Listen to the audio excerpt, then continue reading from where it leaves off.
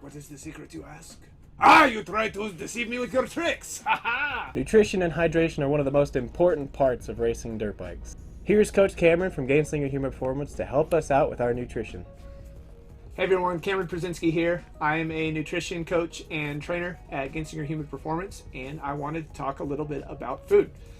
The third and final thing we want to look at, what to eat throughout the day after, say, practice, between motos, and all the way to our recovery meal at the end of the day. This is where things get a little bit, not necessarily tricky, but require some intention. Prior to races, we have to say, okay, if we have practice and we only have, say, 30 minutes before our first race, we want to get something in our system. At this point, it's going to be best to go for easily digestible carb sources. Something this might look like a little bit of fruit, smoothie, some honey, stuff like that that's going to be ready to go. Something like that that's not going to sit heavy on your stomach and is going to be ready easily to get into the bloodstream. If you do have a little bit of time, say more than 45 minutes, this is where we want to start storing up some more complex carbs. Oats are a great favorite one that typically sit easy. The next thing we want to look at is what we're going to eat after we get off the bike the first time. So this is after that first moto. This recovery meal is super important, whether you're about to go race again in, say, 45 minutes, or if you have half the day. We want to look at getting a balanced meal because we want this meal to accomplish two things. One, we want to accelerate the actual muscle recovery from the work that we just did.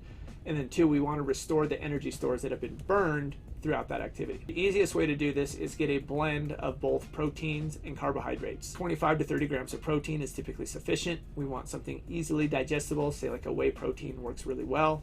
The other thing we want to look at is pairing that protein source with the carbohydrate source. This is going to do two things. Like we mentioned before, it's going to restore the lost energy stores, but also consuming protein with a little bit of a carbohydrate will actually accelerate muscle protein synthesis and help you be more recovered for that next bout of exercise. Something a little extra that I want to talk about today for you guys is hydration.